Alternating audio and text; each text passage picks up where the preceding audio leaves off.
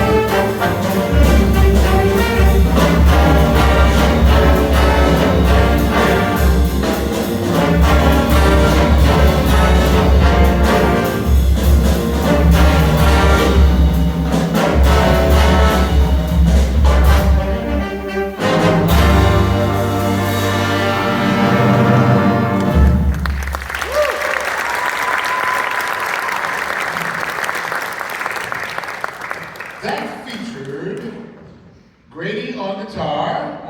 Stand up, Grady, think about it, yeah. Parker Donovan. Oh, now to the sound. Parker. That featured Vinny, Vincent Thomas, Vinny on piano. That featured Abbas Gassama on trombone. That featured Bryce on trumpet right back there. It featured that guy right there, that guy, right here, that guy. That guy on trombone. I kid. He's a good player. These guys are all wonderful, wonderful musicians. This is no easy task, even with really, really experienced musicians. The idea of coming together on a Saturday and playing a concert on Sunday is no walk in the park. You gotta really, not only do you have to be able to play, you gotta be able to play together. You gotta really kind of agree as an ensemble to do this, do that, really kind of shade together, really kind of phrase together, bright tone, less bright tone, some text, some different things like that, some stylistic things. You gotta agree on those. Now, obviously, having a director in front of you is going to help. But then there's that whole part of really listening as an ensemble that's critically important. These guys have done it. Both of these bands have done a fine job with that. It's not easy, and yet they did it, and they did it, and they're pulling it off, and it sounds great. It's a Sunday afternoon, and we're playing some jazz. Isn't that a cool thing? It's a wonderful thing. This next tune is a Miles Davis tune that Miles Davis didn't record. He composed it for Cannonball Adderley and a number of different people who recorded it. Bill Evans recorded it. A lot of folks, it has become a part of the canon, but it's not one of those Miles Davis tunes that you think of as a Miles Davis quintet or sextet tune. It's a tune called Nardus, and it's based on a Phrygian scale. You'll hear some kind of Middle Eastern-y, kind of non-Western scalular things in here as far as the scale is concerned. We won't get into the whole nerdy weeds of things. It's really cool, attractive melody. And it's going to feature, who's going to feature? Oh, this guy right here. He's been getting a whole lot of the solos. We should give this solo to someone else, shouldn't we? No, okay, Wesley. We'll have it. This is Nardus.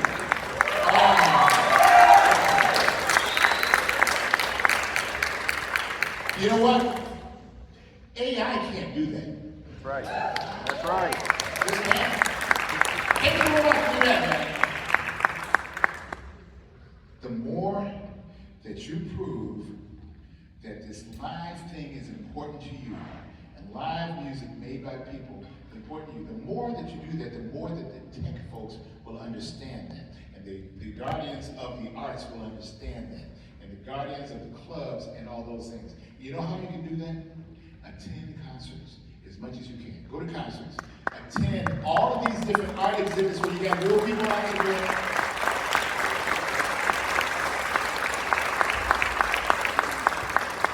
I got a soapbox here for a second, and I don't have much time. So, you get these memes in your inbox and all of these AI pictures, reject it. Because ain't nothing like the real thing, baby. Ain't nothing like the real thing. That's right. That's what it's all about. All right. I want to thank some folks. Dave Powers, Professor Dave Powers, has done real good. Dave is a monster of a musician. Another great musician right here, Dr. Milton Ruffin. Come on out here, Dr. Ruffin. Dr. Ruffin. I am proud to be one of his colleagues. We have so many great colleagues here. I don't think any of my other colleagues are here. I don't think so. And I don't know if any of the administration is here, any of the folks here. But we have this great school of music. It's a wonderful place to be. I want to thank, once again, all those band directors out there who have trained these folks to get to the point where they're doing these things that they're doing. One more time, band directors, please stand up. Please stand up. Please stand up. This is beauty. This is beauty. Thank you all for all the stuff you do.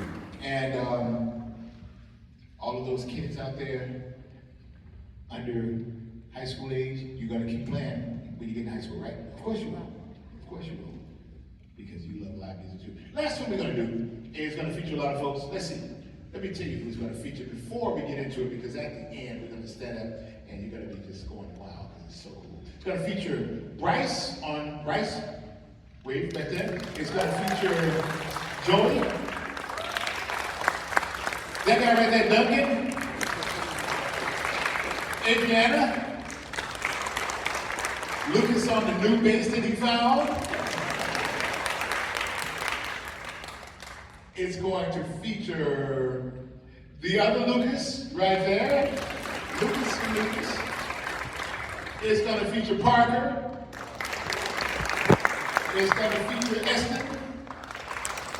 It's going to feature Derek.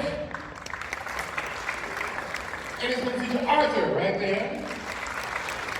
And to kick things off is going to be Wyatt. This is the Jody Grind by one of the greatest, coolest composers of all time, Horace Silver. This is the Jody Grind.